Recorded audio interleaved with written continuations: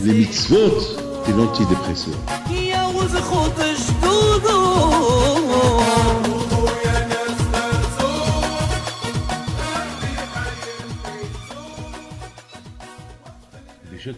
Avec la permission d'Hachem, j'espère que vous allez bien. Je vous souhaite à vous tous, si Dieu veut, une bonne fête de Pessah. Et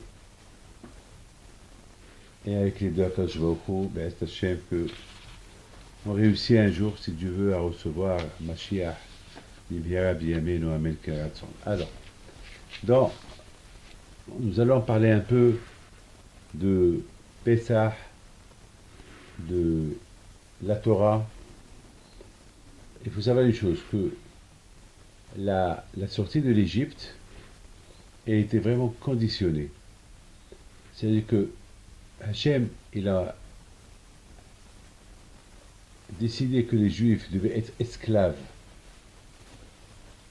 quelque part dans le monde, et après Hachem il a choisi l'Égypte, parce que l'Égypte c'était c'est un empire de l'époque.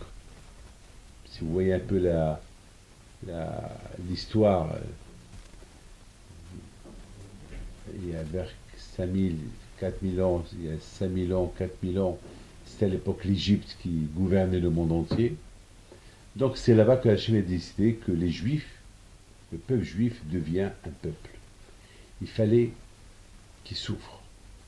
Vous allez me dire pourquoi. Pourquoi souffrir? Avec un souffrant, on devient des hommes. Quelqu'un qui est gâté, quelqu'un qui est riche, quelqu'un qui n'a pas de problème, il est faible, il est orgueilleux, il est mauvais, il peut être arrogant. Quelqu'un qui a passé une expérience de souffrance, alors il a goûté la souffrance, donc il ne va pas faire souffrir les autres. Il va être gentil, il sait les coups qu'il a reçus. Donc, par rapport à ce qu'il a reçu, il comprend c'est quoi la souffrance. En plus, ce qui était beau, c'est que les Juifs, ils sont têtus. On a vu que les Juifs en Égypte, ils étaient têtus. Ça veut dire, de plus qu'on les a fait souffrir, et de plus ils les ont tués, ils ont fait du mal à eux, les Juifs sont renforcés dans leur union et à la prière à Dieu qu'un jour il va les libérer. Regardez les Juifs à l'époque de Hitler. Est-ce que ils sont partis, ils sont morts dans des camps de concentration gazés avec fierté? Il y a des millions d'histoires sur la fierté des Juifs par rapport à leur religion dans les camps de concentration. Et c'est toujours comme ça, le peuple juif. Donc c'était important que le peuple juif il passe cette souffrance-là. Regardez, si par exemple de l'or, on veut faire de l'or des bijoux super, des bijoux qui sont belles, des bijoux qui vont coûter cher, eh bien, pour faire des bijoux, il faut faire fondre l'or. Il faut le faire fondre. Après, il faut le frapper, il faut le taper. Et après, il passe le feu, et après, tu fais de lui ce qui est bien. De même, un diamant. Avec un diamant, on fabrique un diamant, on trouve un diamant aussi beau que ça. Un diamant qui est sur une couronne d'un roi. Ces diamants-là, vous savez, on a trouvé c'est une pierre entourée avec du béton, avec une saleté. Après, il faut la tailler, faut la nettoyer, et après, tu as devant toi un super diamant. Au départ, ce diamant-là, il est brut. Tu lui donnes même pas un centime, même pas $1. Et après, ben justement, c'est ce que Hachem a voulu, que les Juifs, ils s'entraînent. Et pour pouvoir apprécier Hachem, ils ont souffert les Juifs en Égypte. Maintenant, et tout ça pourquoi? Pour la Torah. Parce que la Torah, elle est dure. Parce que la Torah, c'est pas facile. Alors, il a fallu que les Juifs, ils souffrent énormément. Et après, ils vont goûter la libération. Après, ils vont devoir ils vont apprécier ce que Hachem il a fait pour eux en nous libérant, donc il va accepter tout ce qu'il va leur demander. Donc c'est ça la raison pourquoi il fallait l'Égypte. Et la raison pourquoi tout le temps on doit parler de l'Égypte. Pourquoi on doit toujours parler de l'Égypte? Parce qu'on doit toujours se connecter avec nos aïeux. Parce que l'histoire de nos aïeux, elle se répète tout le temps. Elle se répète. Il y a toujours, ça se dit dans la Haggadah. שלא את אבותינו בלבד גאל הקדוש ברוך הוא, אלא אף אותנו גלי מים. Hachem n'a pas libéré uniquement nos parents, nous aussi nous a libérés avec eux. Parce que tout ce qui s'est passé avec nos parents, ça se passe avec nous aussi. Et de la même façon qu'il les a libérés, donc nous aussi il va nous libérer. Donc on apprend, lorsqu'on est dans les problèmes, lorsqu'on a un problème, il ne faut pas qu'on perd espoir. Il faut savoir que nous aussi, Hachem, il va nous libérer et il va se rappeler de nous. Et bien sûr, on dit que malheureusement, il n'y a pas une génération qui ne pense pas à nous exterminer, ou au niveau physique, ou au niveau spirituel. Et Akash Baruch Hu nous protège. Donc c'est très très important de se rappeler que cette histoire de l'Égypte, c'est une histoire de chaque jour. C'est la raison pourquoi chaque jour on parle de l'Égypte, on parle de la sortie de l'Égypte, et après ça, on parle de vraiment le jour qu'on a été libéré. Parce qu'il faut savoir une chose, que le jour de la libération des Juifs de l'Égypte à Pessah, c'est le jour, c'est ce fameux jour-là, c'est lorsqu'on y croit beaucoup à ça. Alors il faut savoir une chose, que lorsqu'on a un grand problème, eh ben nous, c'est Akadosh Baruch Hu, il va nous libérer comme qu'il a libéré, il va nous libérer de notre problème, comme qu'il a libéré nos parents du problème où ils étaient.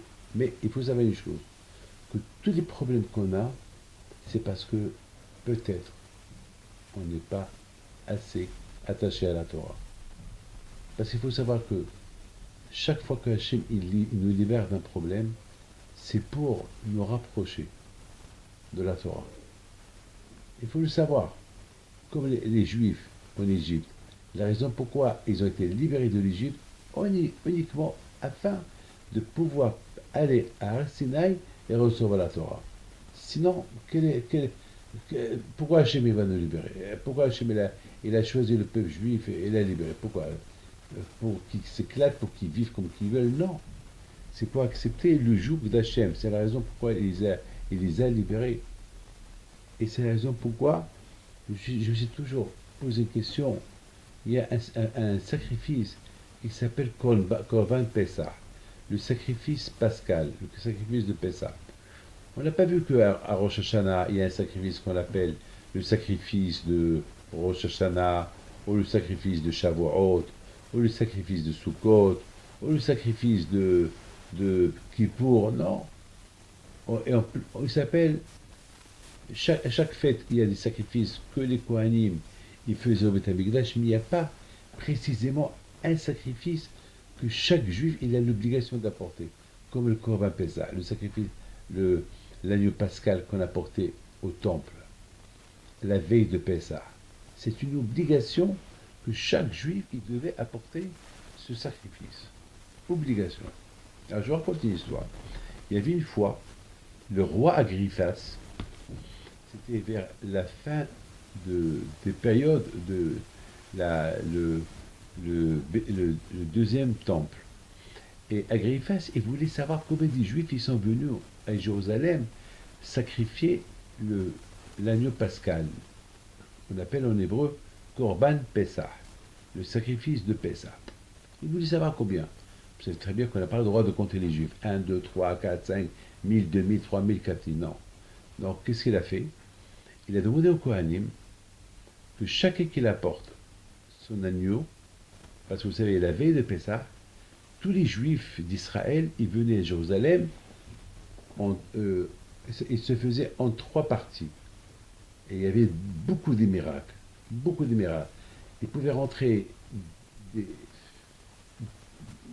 milliers de personnes dans une chambre avec leur agneau, et je ne sais pas, je ne peux pas vous dire, il y avait de la place pour tout le monde. Voilà. Il y avait de la place pour tout le monde. Vous savez, un avion, il y a des avions de 200 personnes, il y a des avions de 50 personnes, il y a des avions de 10 personnes, mais là, il y avait un miracle. Là, une place de quelques centaines de personnes, il pouvait rentrer là-bas des milliers ou des centaines de milliers. Ne me posez pas de questions, je ne peux pas vous répondre, moi je crois, c'est tout. Moi je crois. Moi je crois. Moi je vous raconte une histoire. Je vous dis, j'ai perdu une grosse somme d'argent. On me l'a volé. Voilà, je vous le dis. On me l'a volé. On me l'a volé. C'était, je devais, j'ai reçu un don et avec ce don-là, je devais construire une synagogue et malheureusement, celui à qui j'ai donné l'argent, bah, il a fait faillite. En mettant, pourquoi je dis qu'il me l'a volé? Parce que il a utilisé mon argent pour ses affaires, mais que voulez-vous que je fasse? Je l'attaque. Que voulez-vous que je fasse? Donc j'ai appelé le monsieur qui m'a donné l'argent. Je dis voilà, il ne faut pas m'en vouloir. On devait donner. Moi, au lieu que je donne une partie, je lui ai fait confiance, je lui ai donné une grosse, et c'est tout par chèque, hein, c'est officiel, c'est pas du black, c'est pas d'argent noir, tout est officiel. Ça veut dire que je peux l'attaquer si je veux. Mais comment voulez-vous que j'attaque? Déjà, il est embêté, déjà, il est en faillite. Même si je l'attaque, il va me donner quoi?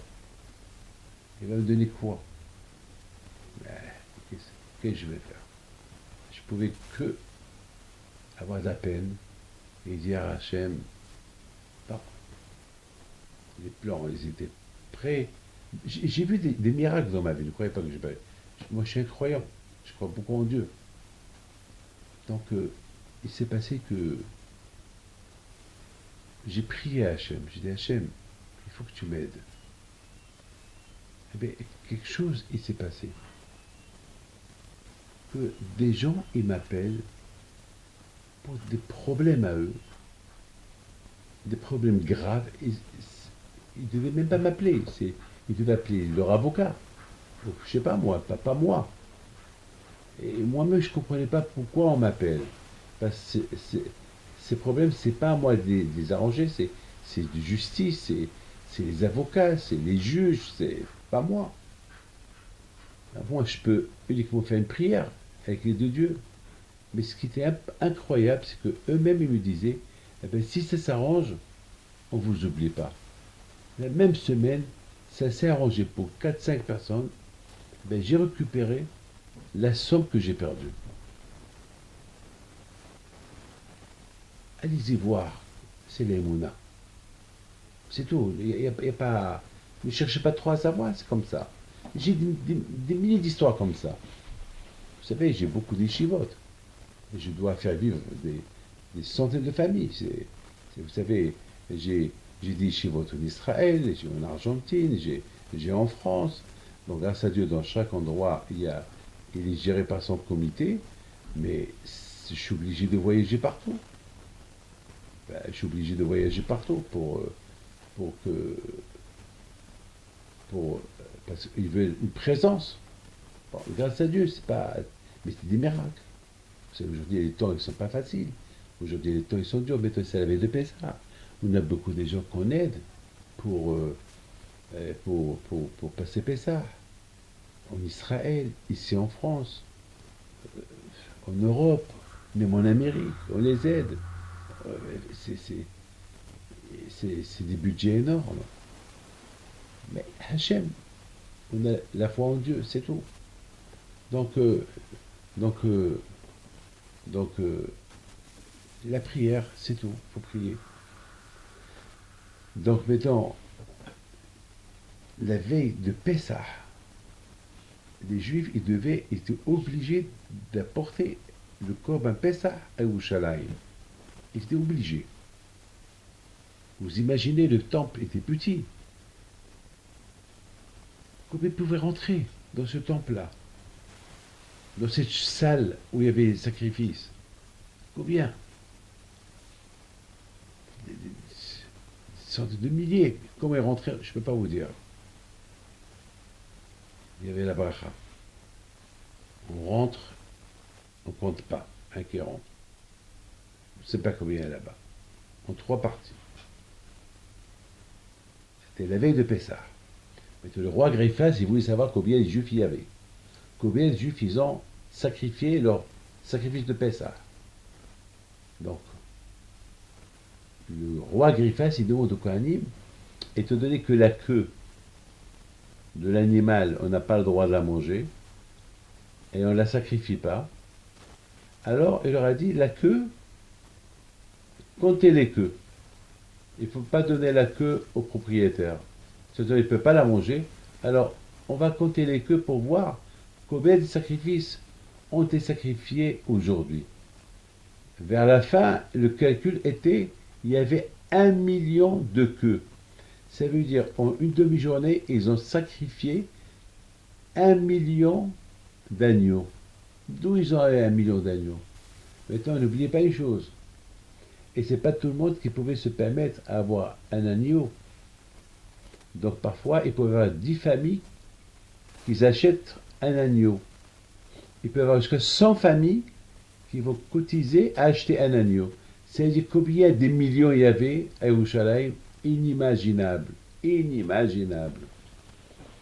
Voilà. Donc maintenant, la question qui se pose, pourquoi, et rien qu'à Pessah, on doit apporter l'agneau pascal? Il s'appelle en plus le sacrifice de Pessah. Alors qu'à Rosh Hashanah, on n'apporte pas.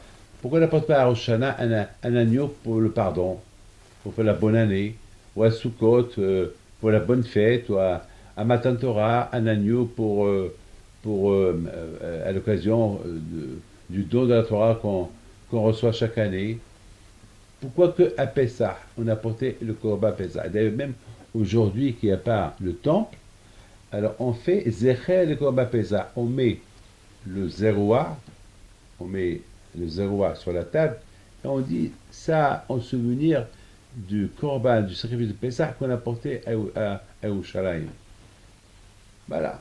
Et en plus, pourquoi on l'appelle Korban Pessah? Pourquoi on l'appelle le sacrifice de Pessah?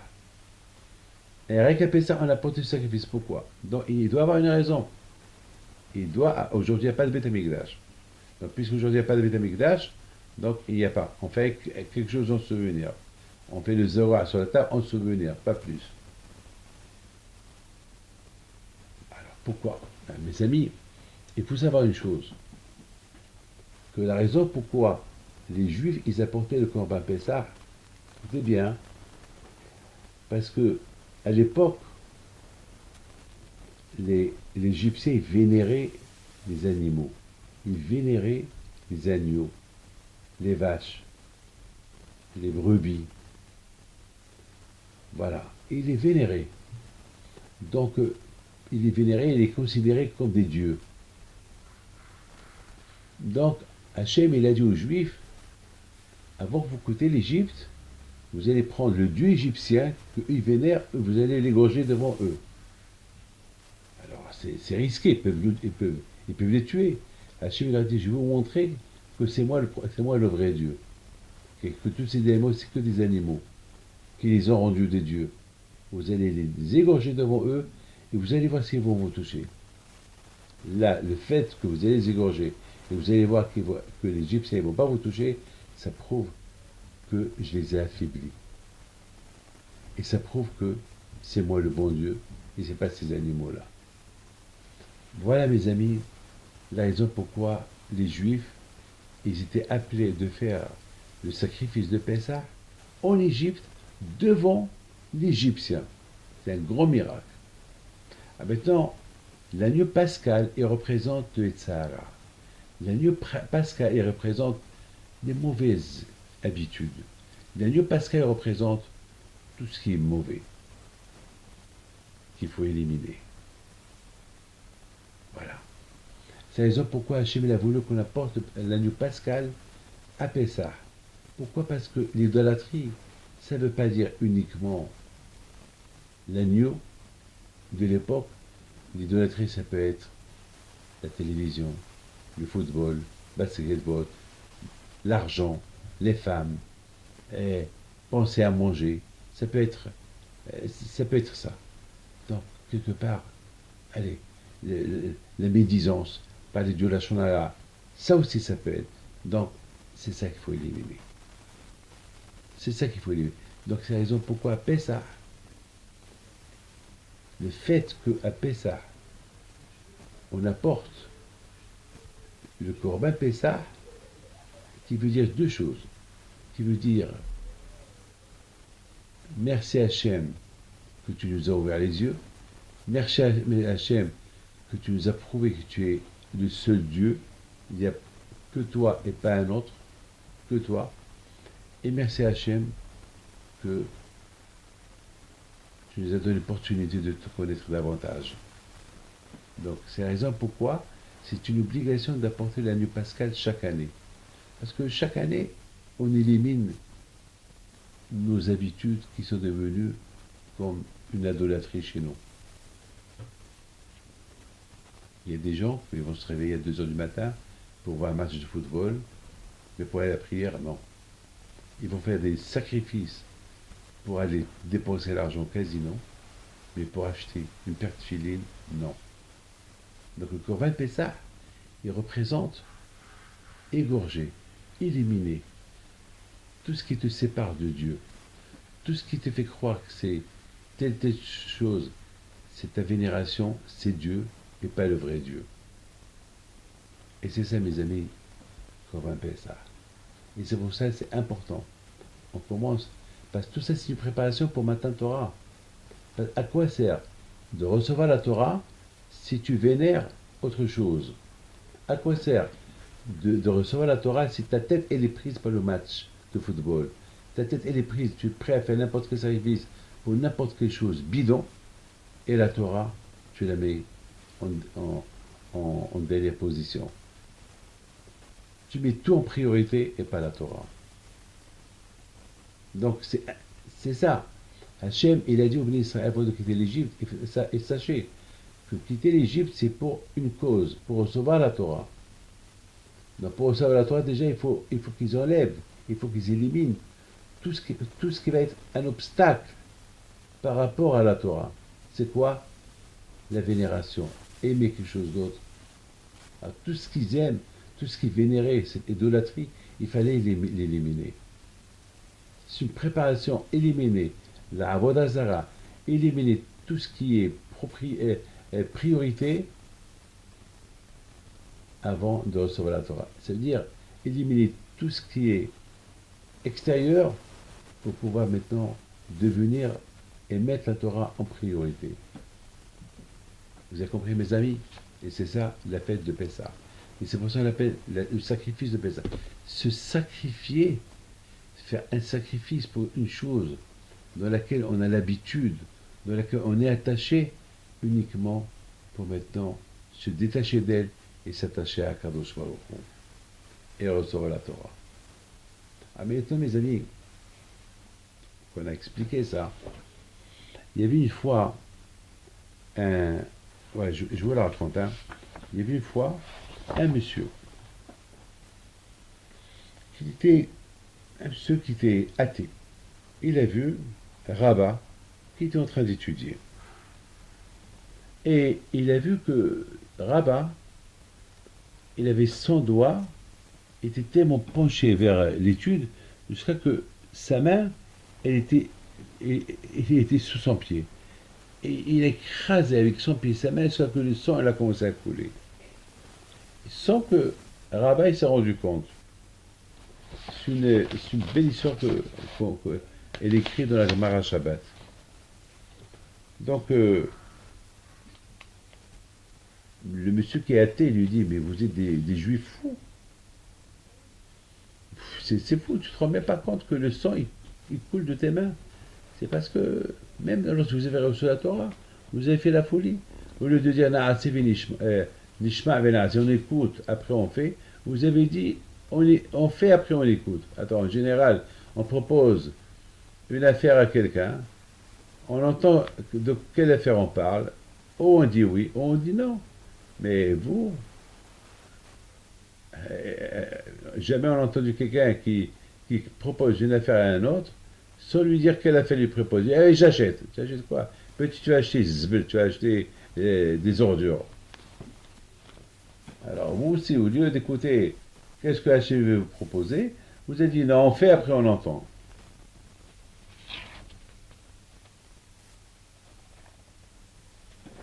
Il fallait déjà écouter. Il se peut que cette Torah-là, elle est dure. Et peut-être si elle vous convient, vous la recevez. Et vous convient pas, dites au bon Dieu non. Pourquoi vous avez dit on fait, après on entend? Faites comme les nations. Les nations, ils ont demandé Maktibak, c'est écrit dans la Torah. Alors, vous savez qu'est-ce que Rabat, il a dit? Il a dit, nous, on a été avec le bon Dieu. On a été avec le bon Dieu dans la Tmimout. On était naïfs avec le bon Dieu. Avec tout ce que le bon Dieu a fait pour nous, on ne pouvait pas mettre le bon Dieu en doute. Lorsqu'il nous a dit, je vais vous donner la Torah, on a cru en lui. C'est pas toi qu'on nous dit qu'est-ce que tu vas nous donner. On l'aime, avec tout ce qu'il a fait pour nous. Avec tout ce qu'il a fait pour nous. C'est ça. On a, on a compté sur Hachem, qui ne va pas nous tromper, qui ne va pas nous donner des mitzvot qu'on ne va pas faire. Donc, si Hachem nous a donné la Torah, Hachem il sait qu'il ne va pas nous donner quelque chose qu'on ne va pas faire. Il nous a donné des choses qu'on peut faire. Donc, on a dit, on fait et après on écoute. Est-ce que tu as vu que je me suis, j'ai écrasé mes mains avec mon pied et le sang il coule, je ne me suis pas rendu compte. Ça prouve que j'étais tellement penché, je me régalais tellement dans la Torah que j'étais en train d'étudier que je ne me suis même pas rendu compte que j'étais en train de saigner, de faire saigner mes mains avec du sang. Donc, vous savez, on va pas prendre des risques sur quelque chose qu'on n'aime pas. La preuve que je l'aime, voilà. Les amis, c'est ça le peuple juif. C'est ça comme un Pessah. Pour aimer Hachem, il faut éliminer, égorger, sacrifier tout ce qui peut être obstacle, tout ce qui peut être entre toi et le bon Dieu. Et c'est ça qu'on va appeler ça. On va appeler ça, c'est une préparation.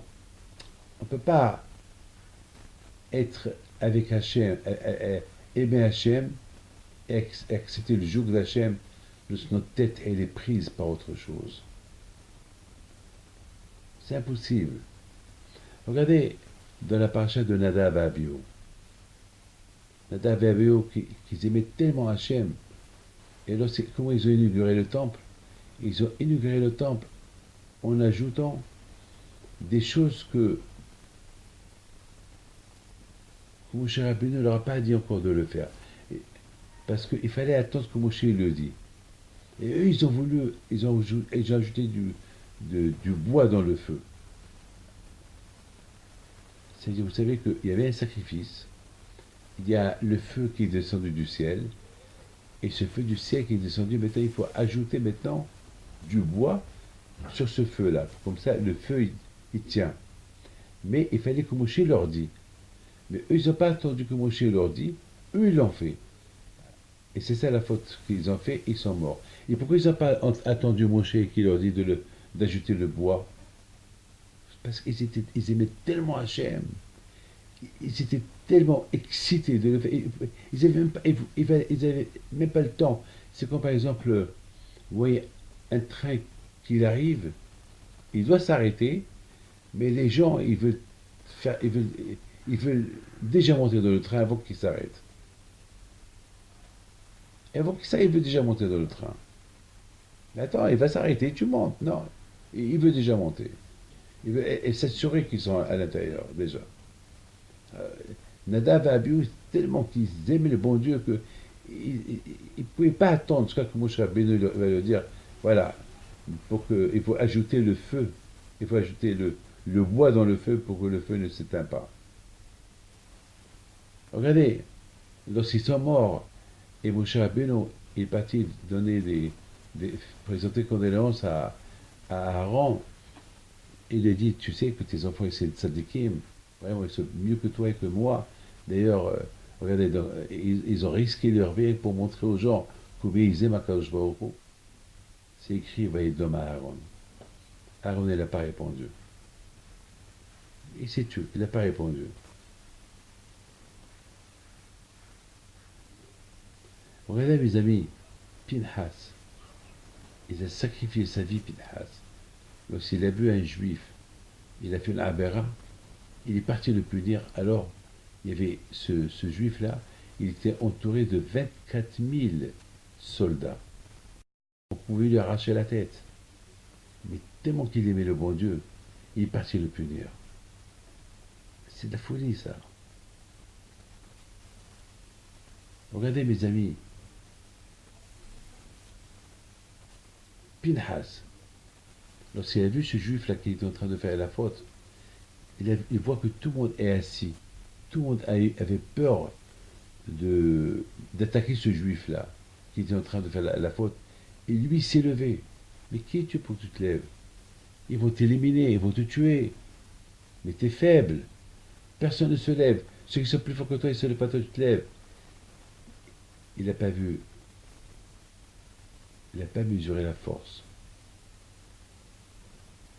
de ce monsieur qui était en train de fauter. Il n'a même pas mesuré sa propre force. Il n'a même pas mesuré les gens qui sont assis, qui sont plus forts que lui, que eux aussi ils n'ont fait aucune réaction de se lever. Tout ce qu'il a vu, c'est que l'honneur d'Hachem est souillé. Le nom d'Hachem, il est banalisé. Il faut faire quelque chose.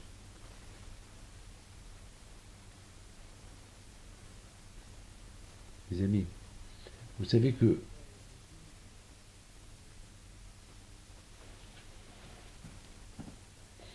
on dit que lorsque les Juifs ils étaient dans le désert, ils ont reçu la Torah par amour d'Hachem. Voilà. Parce qu'ils n'avaient pas le choix. Pas avec volonté. Ça veut dire, Hachem, avec tout ce que tu as fait pour moi, je suis prêt à faire n'importe quoi pour toi. Et cette génération-là, c'est la génération de la sagesse. C'est une génération qui ont vu des choses extraordinaires. Ils ont vu des miracles, des miracles. Vous imaginez?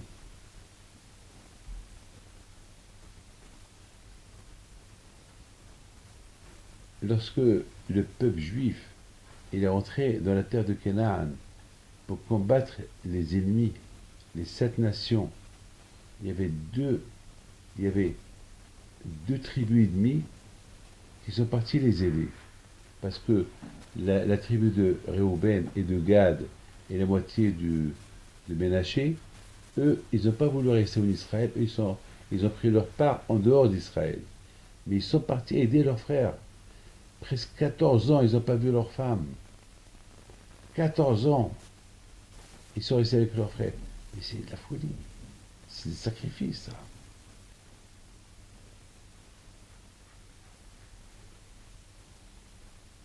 Lorsque les Juifs, ils ont vu que Moshe Rabbeinu, s'il fait la guerre avec Midian, il va mourir, eh ben, ils n'ont pas voulu faire la guerre aux Midianim pour que Moshe Rabbeinu il reste vivant. On a vu, c'est des sacrifices. Ils étaient prêts à se sacrifier, à rester dans le désert encore des années, pourvu que Moshe Rabbeinu reste vivant. Voilà un autre sacrifice que je vais vous dire. Lorsque Hachem leur a dit de construire le tabernacle, ils apportent, encore ils apportent. Ils n'ont pas voulu s'arrêter. Parce que Hachem leur a dit arrêtez. Arrêtez.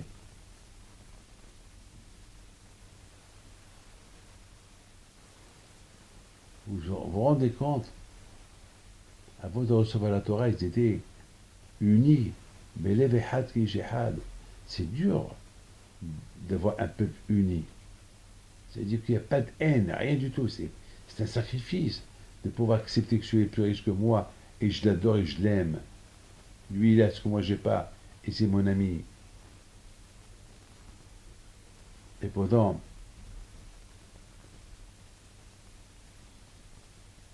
Et Et là, ils étaient rifidim. Ils ont compris que, parce que lorsqu'ils se sont relâchés de la Torah, Amalek il est venu contre eux. Donc, ils se sont renforcés. Ils se sont renforcés de l'étude de la Torah.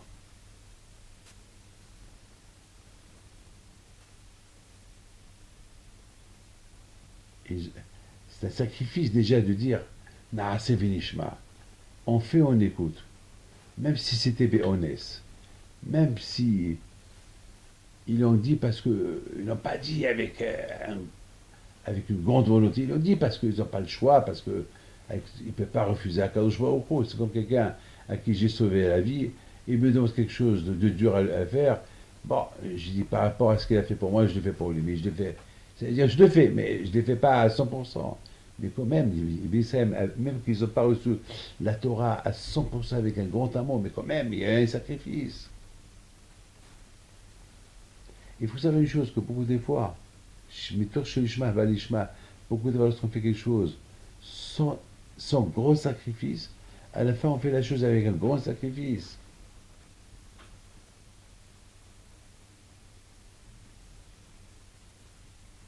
Ils ont servi Hachem avec amour, même si c'était avec sacrifice. La Torah, c'est pas simple, je vous dis, hein. C'est très simple. C'est pas simple, c'est dur.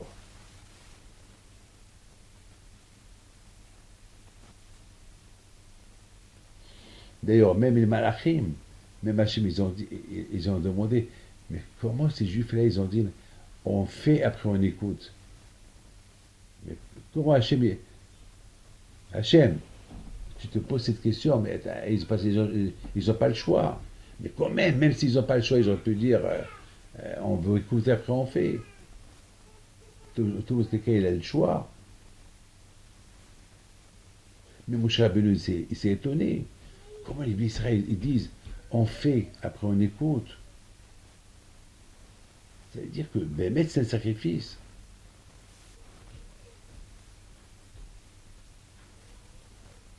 Mes amis, le sacrifice, il vient uniquement lorsqu'un homme, est-ce que vous avez compris?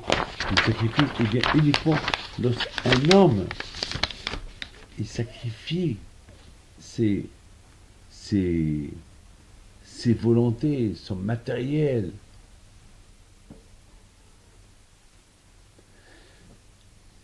Et Pessah, le sacrifice de Pessah, c'est très symbolique.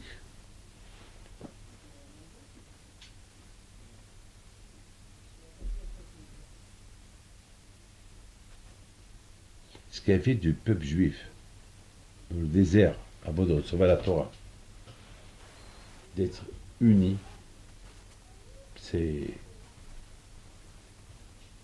être comme une seule personne et unis.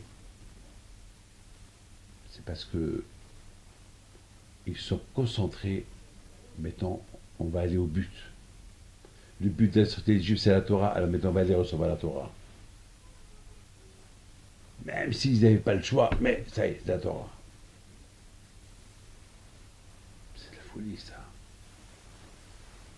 Ils sont renforcés du moment qu'ils sont relâchés de l'étude de la Torah. Lorsqu'on a des doutes, malheureusement, on se refroidit. Et les doutes refroidissent la personne.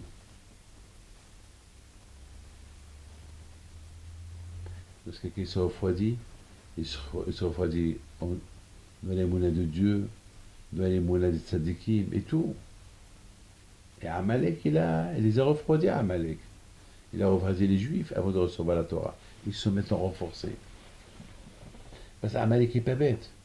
Il avait Amalek que le sacrifice de Pessah qu'ils ont fait les Juifs, c'est éliminer, tuer, égorger tout obstacle entre eux et Hachem pour recevoir la Torah. Alors qu'est-ce qu'il a fait? Ils étaient enthousiastes, les Juifs, pour aller recevoir la Torah. Amalek, ils les a un peu refroidis. Alors les méthodes sont renforcés. Et surtout, ils sont renforcés dans l'union.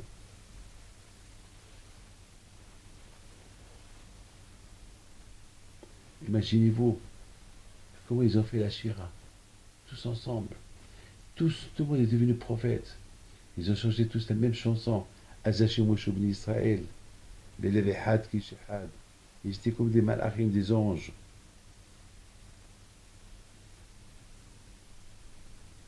Pour les Juifs, ils ont préparé ce chant avant de sortir de l'Égypte. Non, non, pas du tout. Et ils n'ont rien préparé. Ils n'ont rien préparé. Ils ont commencé à chanter. Je pose une question. Pourquoi dans le ciel, ils n'ont pas pensé, ils n'ont pas posé la question, mais qui a enseigné aux Juifs de chanter? Miguel Hachel les Banaï. Parce que vous savez que les Malachim, eux, ils sont prêts à faire avant que le bon Dieu leur dise de faire, parce qu'ils n'ont pas Yetzirah. Les Malachim, ils sont prêts à l'action. Et à Israël, ils sont devenus comme les Malachim. Ils ont dit, on fait, après on écoute. Et il a dit, mais qui leur a dit? Comment ils sont devenus comme ça?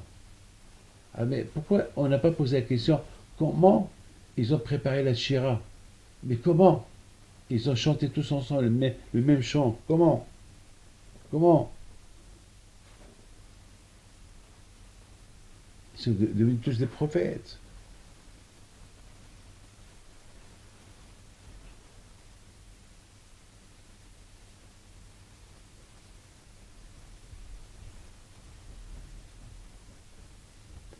Mes amis, écoutez bien ce que je vais vous dire. La raison, elle est simple. Lorsqu'ils ont quitté l'Égypte, ils ont quitté l'Égypte avec un amour d'Hachem extraordinaire.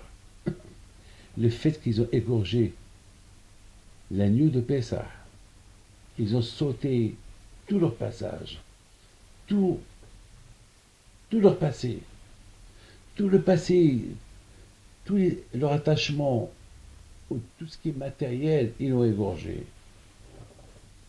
Un homme qui réalise comme ça, un homme qui agit de cette manière, tellement qu'il est Hachem, il est prêt à tout mettre derrière lui, tout ce qui est Olamazé, de mettre derrière lui.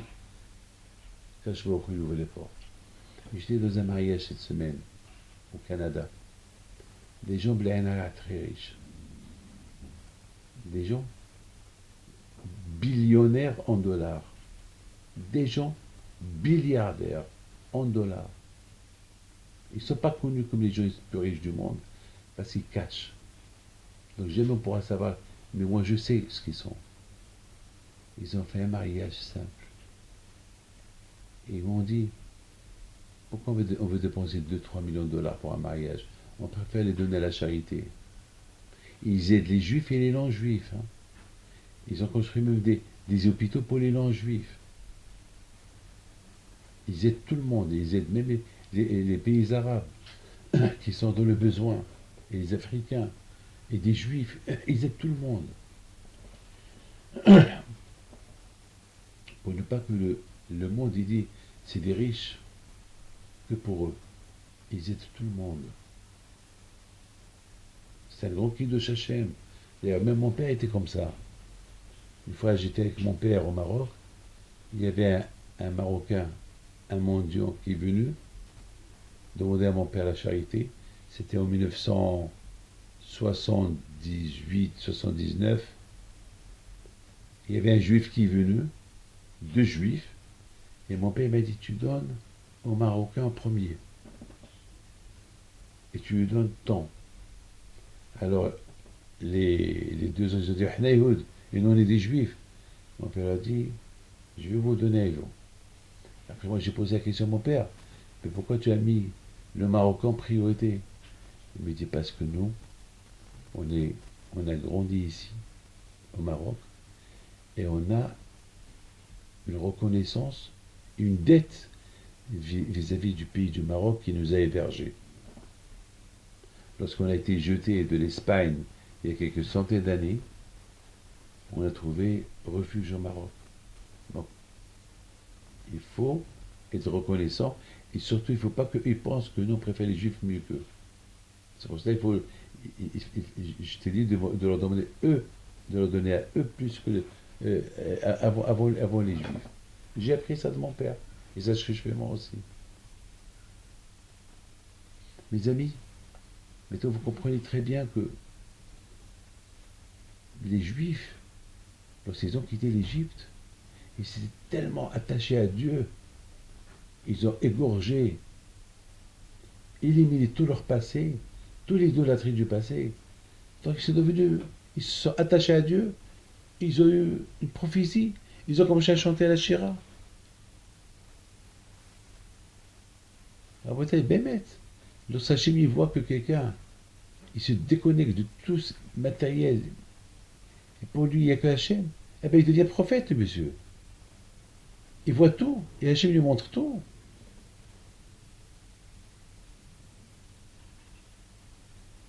Jusqu'à qu'ils ont, ces gens-là, qu'ils ont chanté avec Moshe Rabbeinu, Azaché Moshe, sans préparation, ils ont dépassé les prophètes.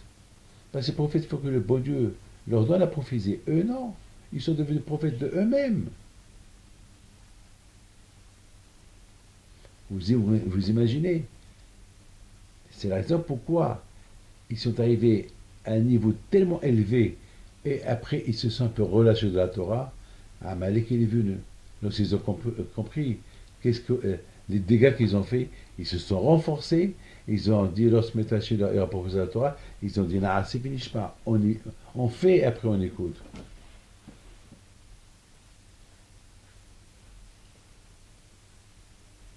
C'est la réparation.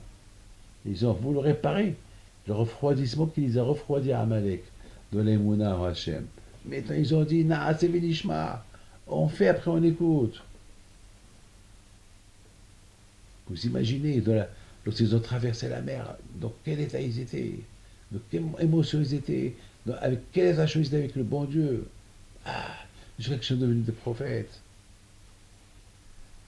Et surtout, ils ont vu l'ange qui protège l'Égypte, il est mort. Waouh, waouh, waouh, waouh, waouh. Ah, maintenant, lorsqu'ils ont vu les dégâts qu'ils ont faits, en se relâchant de la Torah, alors là, ils ont... Mes amis, je voudrais vous dire une chose. Moshe Rabbeinu alav shalom, il s'est posé une question.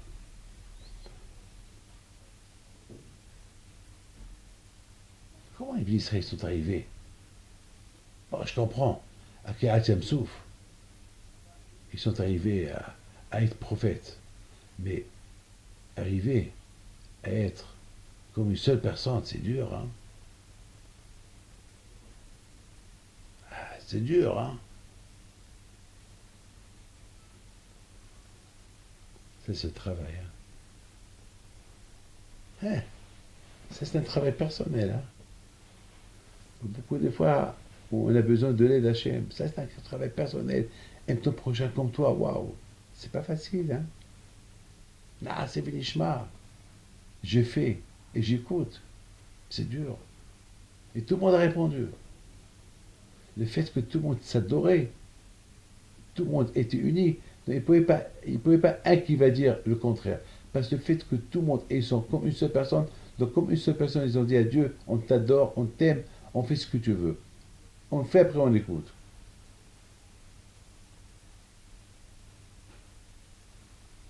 Lorsqu'ils ont chanté, c'était un peu facile, Azaché Moshe.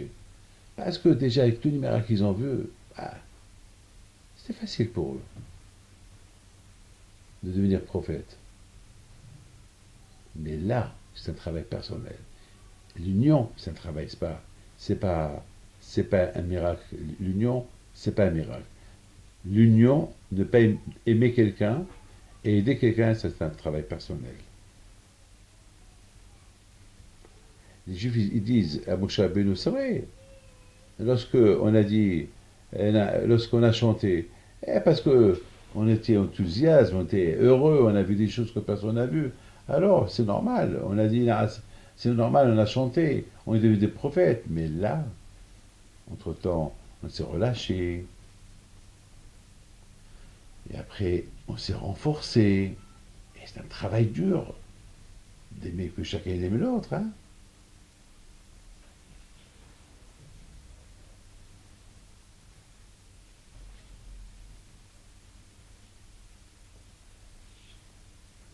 combien la Torah elle aide. Lorsqu'ils se sont relâchés, avec le doute que Amalek il leur a donné, ils ont compris la faute qu'ils ont fait. Aïe, aïe, aïe. Hier on était prophète, aujourd'hui on s'est relâché. Pa. Alors, il me dit, comme qui dit, le Rahim Akadosh. Maintenant, ils sont partis avec le but pour lequel ils sont sortis de l'Égypte. Le but, c'est la Torah. Allez, en partant avec ce but-là, la Torah les a aidés à être unis. Unis.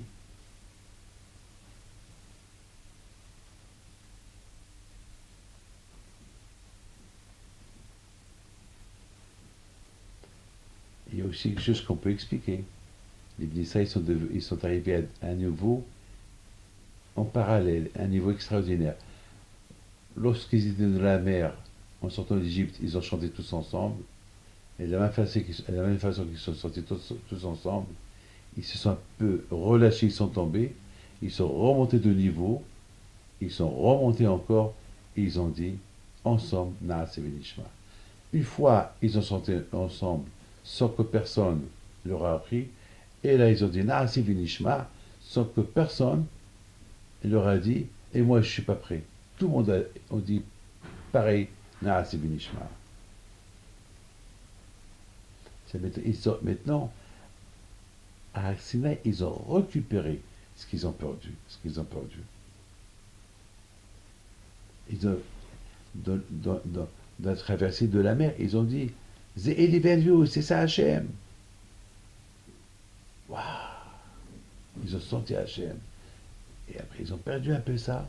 Ils ont perdu ce sentiment-là, parce qu'ils se sont relâchés de la Torah. Et hop, lorsqu'ils ont compris les dégâts qu'ils ont fait, et hop, ils sont remontés, et ils ont dit, Na, c'est finishma, tous ensemble. Pas un seul personne qui a dit non.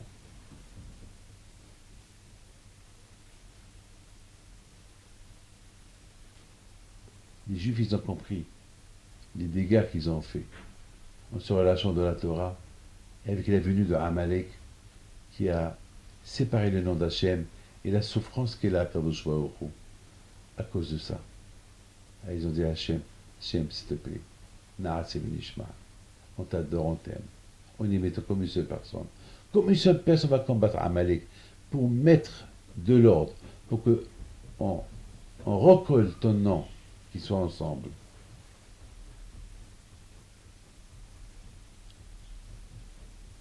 Vous avez un nom juif, les nations, il ne peut pas arriver à ça. Les Juifs, ils ont vu Karatam Souf, ils ont vu Akadosh Baruch Hu, ils ont senti Akadosh Baruch Hu, ils ont souffert, et, et par rapport à leur libération, il y avait une condition de recevoir la Torah. Donc c'est des choses que le Goy, il n'a pas passé, hein. Magid, le Rav Yaakov, comme je peux Israël, le Hasachecho Goy. Là, je ne n'a pas donné la Torah aux nations parce que c'est impossible. Ils ont pas traversé tout ça. Et il y a une différence. Quelqu'un qui travaille dur pour devenir quelque chose, ou quelqu'un qui gagne au loto, il a tout. Un juif qui se convertit, c'est gagner du loto. Mais un juif, ses parents ont souffert, ses grands-parents et on continue à souffrir. C'est une souffrance.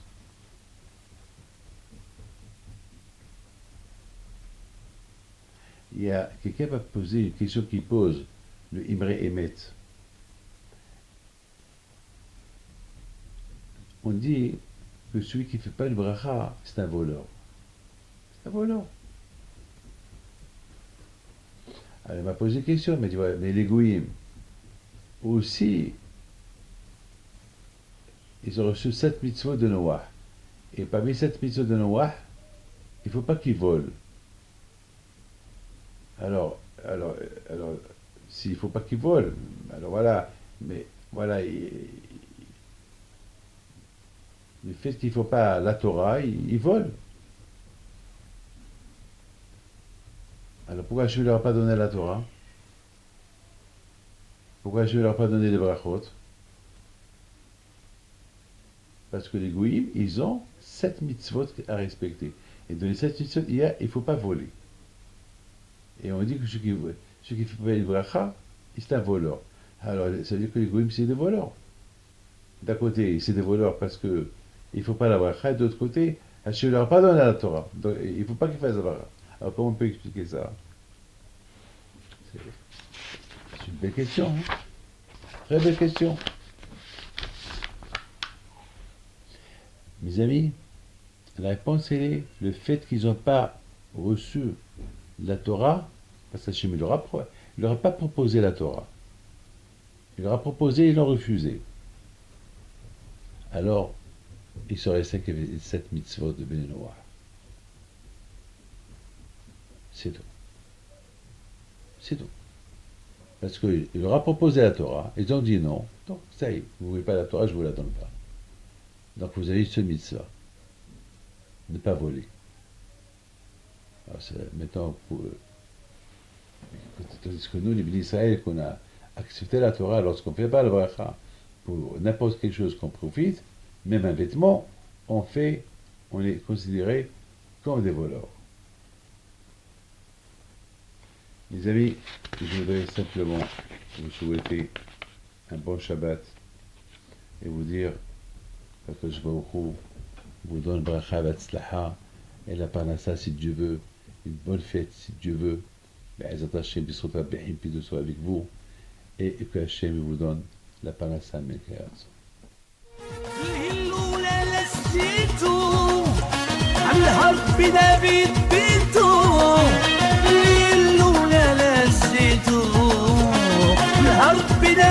بنته نوضوا يا العيالات صغارتو على البيت بنته